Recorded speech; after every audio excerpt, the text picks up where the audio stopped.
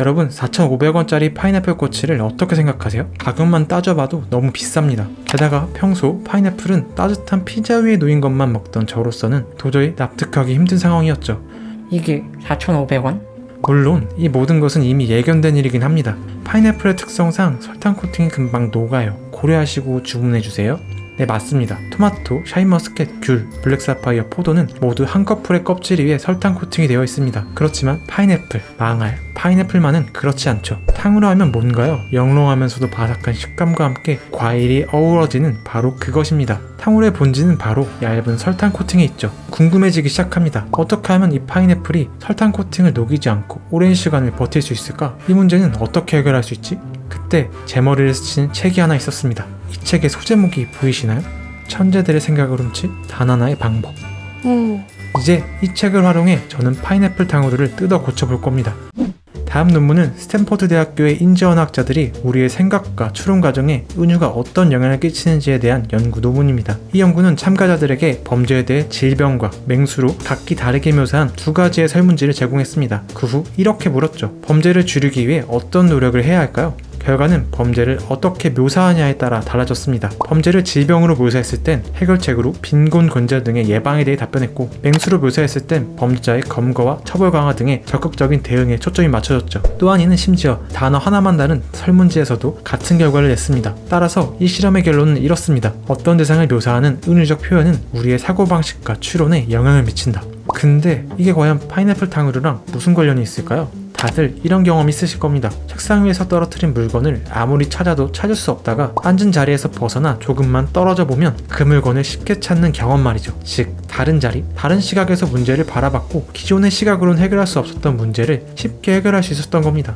그러니 이제 저는 파인애플 탕후루를 다르게 바라보는 것으로 설탕 코팅이 녹는 문제를 해결할 겁니다. 바로 다음의 은유도식을 통해서 말이죠.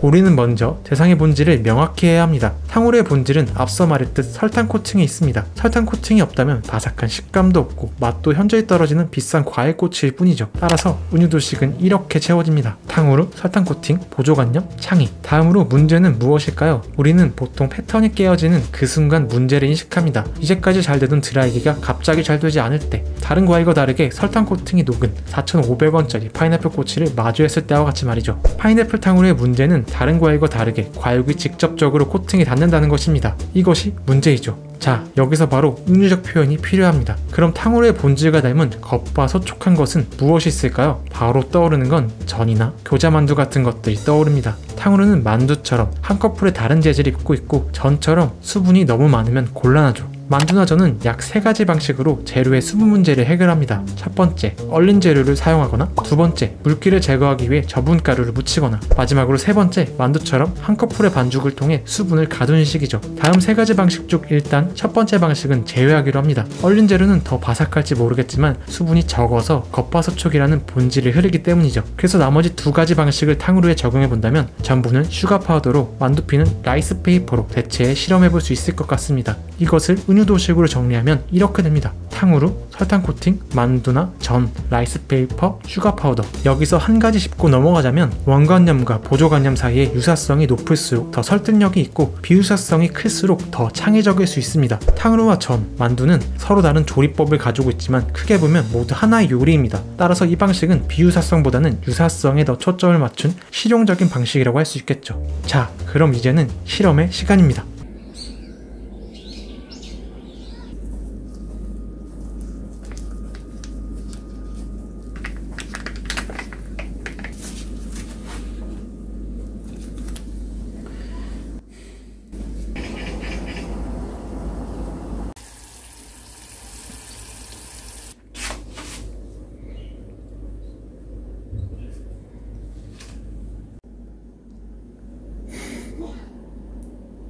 자, 시간이 흐르길 기다리는 동안 이 영상의 제목인 영감에 대해 말해봅시다. 영감이란 뭘까요? 번뜩임? 뭔가를 알았다는 감각? 뭐라 딱 말할 순 없지만 그 감각이 어떤지는 알고 있습니다. 오, 알았다 라고 말하면 떠오르는 생각들을 황급히 메모해본 경험 있으신가요? 우리는 영감이란 걸 이렇게 감각적으로 느낄 뿐 과정이 어떻게 된 것인지는 스스로도 잘 모릅니다. 스티브 잡스는 1996년 와이어드지 인터뷰에서 이렇게 말했다고 합니다. 창의성은 단지 사물들을 연결하는 것입니다. 창의적인 사람에게 어떻게 그 일을 했냐고 물으면 그들은 어깨를 으쓱하고 모르겠어요. 그냥 뭔가를 봤어요. 라고 말할 것입니다. 이는 잡스뿐만 아니라 많은 창작자들에게도 해당하는 이야기입니다. 이렇듯 창의성이 만들어지는 과정을 우리는 볼 수 없고 그저 결과만을 볼 수 있습니다. 그래서 우리는 독창성에 집착하곤 합니다. 그저 새롭고 다른 것을 찾기 위해 노력하는 거예요. 하지만 그러다 보면 자주 이런 함정에 빠지곤 하죠. NIH 증후군처럼 완전한 새로움을 찾기 위해 다른 사람의 아이디어에서 배우려 하지 않거나 혹은 바퀴를 다시 만들려고 하는 것처럼 처음부터 끝까지 혼자서 모든 걸 하려고 하는 겁니다. 그렇게 우리는 글을 쓴다며 자료만을 수집하고 이야기를 쓰기 위해 세계관과 캐릭터 설정만을 다듬곤 합니다.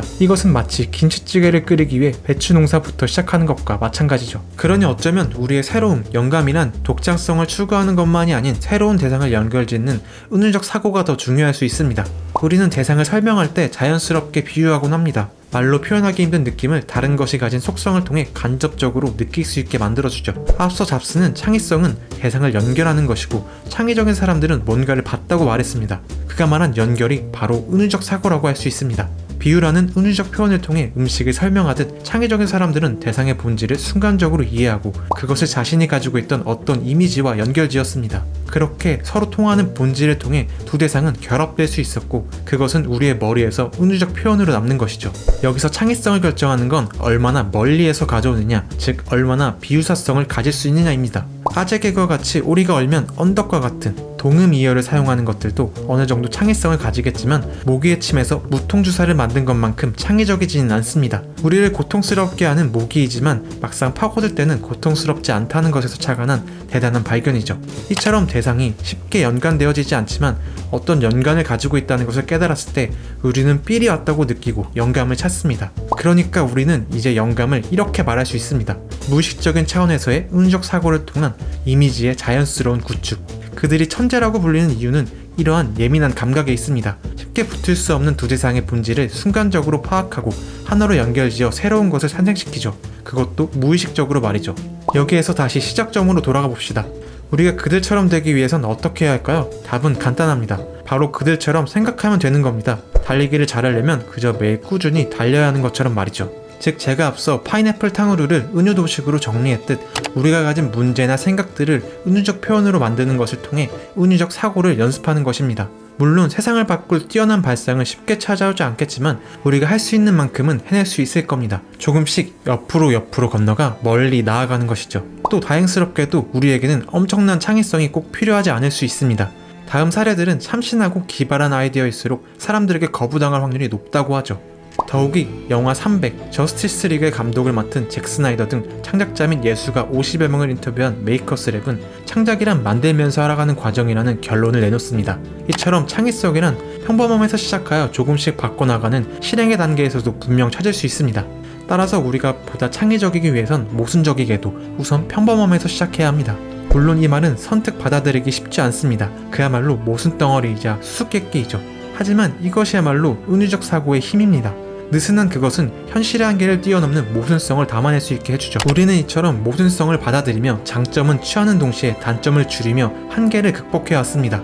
평범한 시작이 빗나가더라도 본질을 놓치지 않는다면 약간의 조정을 통해 점점 해답에 가까워질 겁니다. 마치 히치하이커처럼 조금씩 뛰어넘어 결국에는 혼자 힘으로 닿을 수 없는 목적지에 도달하는 것이죠. 따라서 우리에게 정말 중요한 건 독창성이 아닌 길이란 본질 위에 서 있는 것 그 자체입니다.